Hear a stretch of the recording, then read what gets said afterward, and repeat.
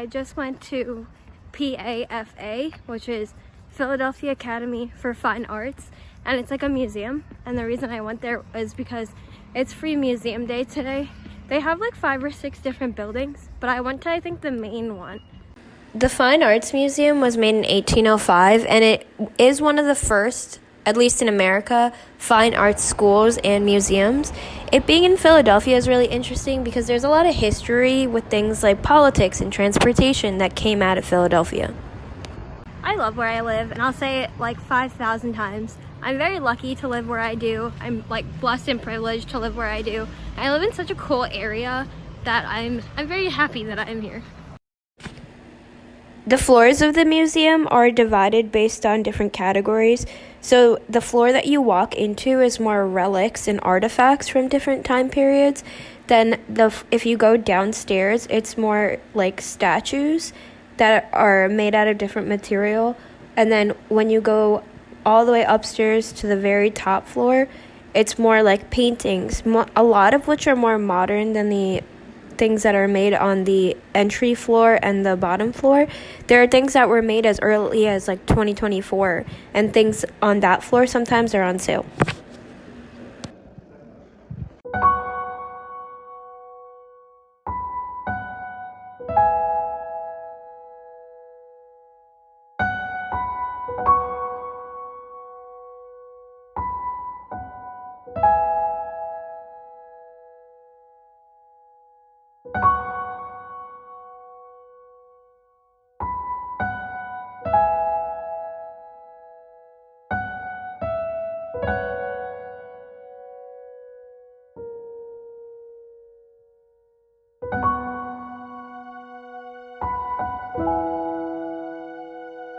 The insurance company Cigna started out in Philly.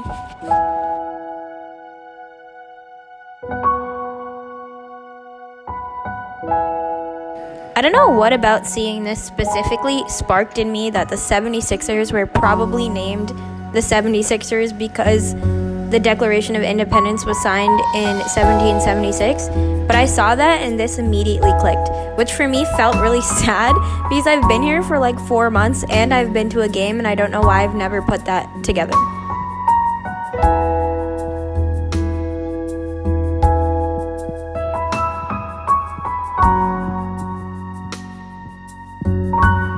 The first public transportation in the area was a ferry that went from Philadelphia to what's now Camden in 1688. Then in 1831, James Boxall started offering hourly stagecoach trips between different streets in Philadelphia. Then in 1858, the Frankfort and Southwark Philadelphia City Passenger Railway Company started operating horse-drawn streetcars, which were then starting to replace the omnibus because they were a lot bigger, faster, and more profitable to run. In 1885, the Philadelphia Traction Company started installing cable line cars on Market Street because there was a lot of public demand for faster and more efficient transportation. In 1892, an independent transportation company started equipping lines with overhead electricity lines for the trolleys. And then by 1897, a lot of these electronic trolleys began to replace the horse cars and the cable cars. There were a lot of influential railroad companies also, especially in the 1830s. In Philadelphia, there was a lot of movement for public health and protection from diseases. So there was a big group like the American Red Cross that was very active in Philadelphia. There were people like Alice Fisher, who was really important in the field of nursing. She promoted a lot of training and cleanliness within nursing and hospitals. So a lot of big movements in hospitals came out of Philadelphia. Parks like Clark Park and Dilworth Park are really popular among Philly natives, and those names come from the active politicians that were really important to making political change in Philly.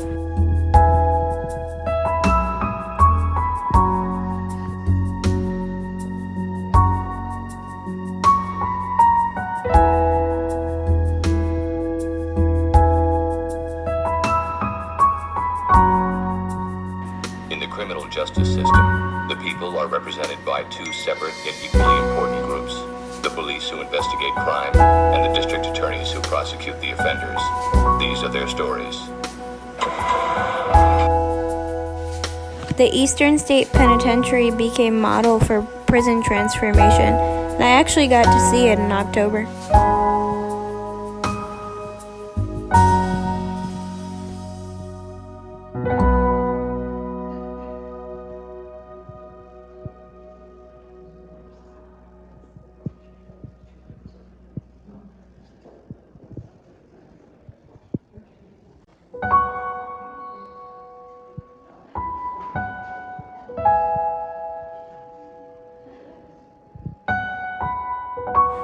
The sports part of the museum was one of my favorite sections.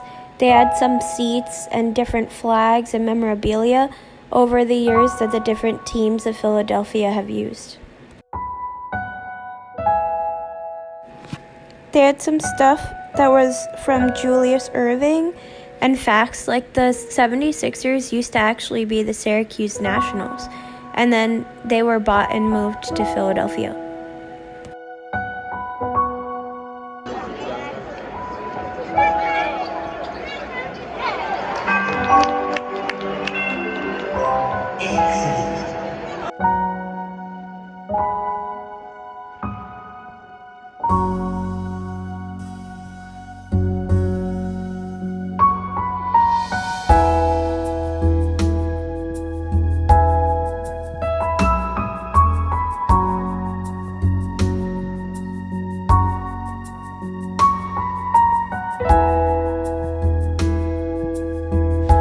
The manufacturing of radios and the rise of radio DJs became a big thing in Philadelphia. In 1926, Atwater Kent Company actually became the largest manufacturers of radios in the United States.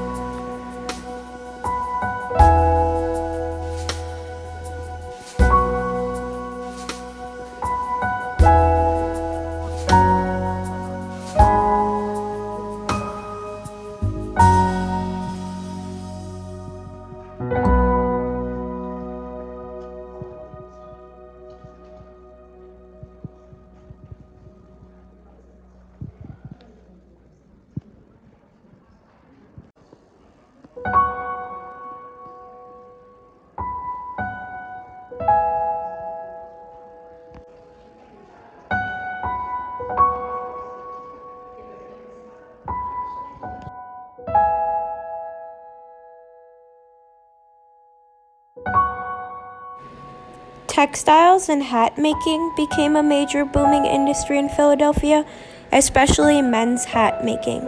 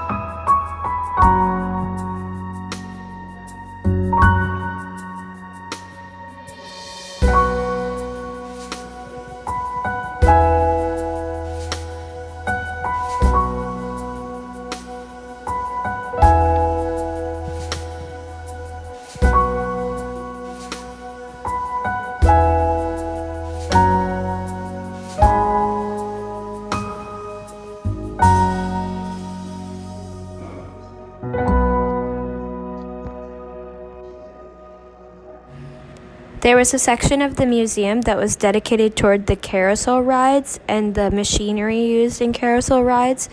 So Denzel, which was a carousel company mostly in northern Philly that was founded in 1867, he was credited for making the first steam-powered carousel rides that had animals like the lions, tigers, and deers, and the horses in the carousel ride.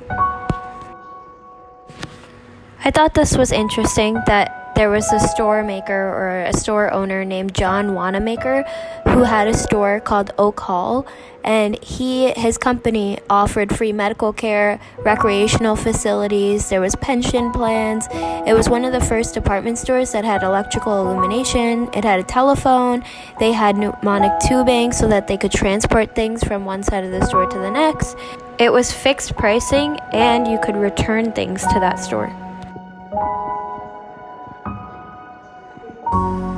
There was a lot of healthcare related innovation that came out of Philadelphia.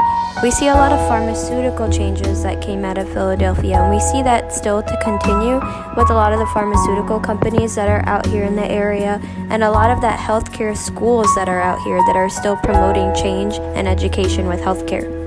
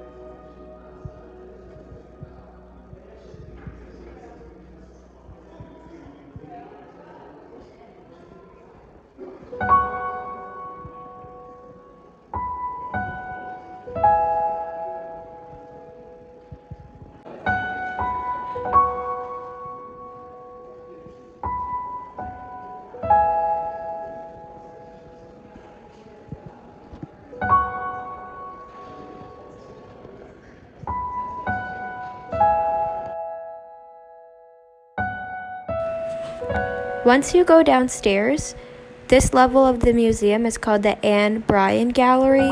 This gallery is dedicated to all sculptures. There's a lot of busts, some of famous people, some of just models. There were a couple that were made by students or students of the Fine Arts Academy. It's really interesting to see the different forms because there were things like a foot. There was a thing like of a hand. There were a lot of different busts of different people throughout history.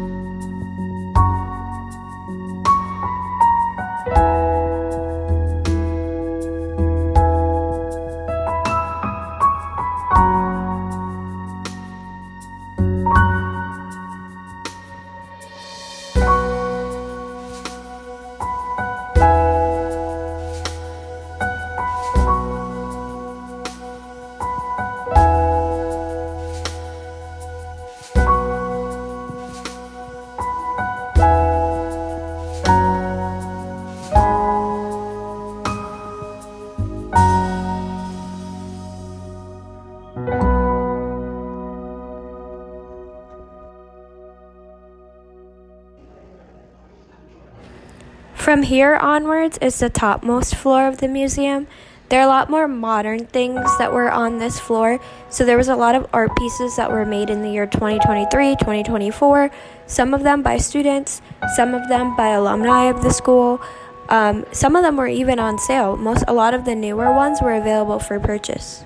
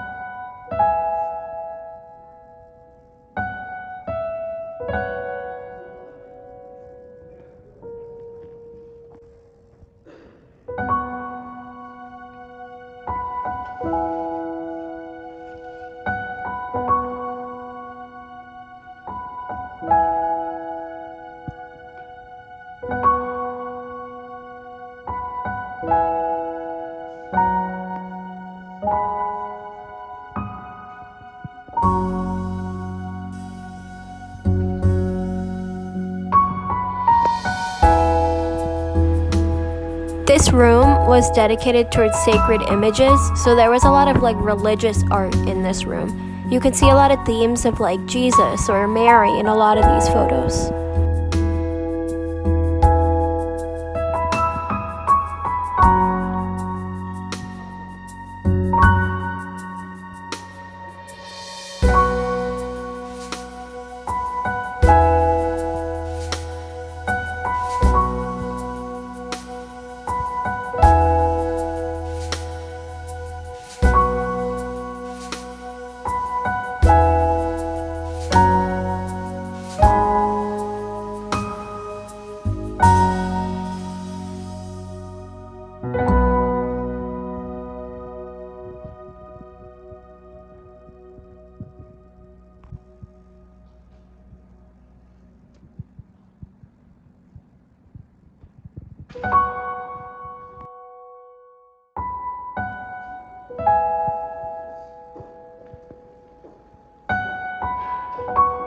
Some of these were interesting, like this pot was from a Tom and Jerry episode, and this clown painting says, "How my grandson greets me at the door when I smile." This picture, if anyone has seen the show Bridgerton, looks a lot like Anthony from Bridgerton to me. I'm home. I made pasta and meatballs, so I'm gonna eat and I'm gonna watch Scooby-Doo. So, bye!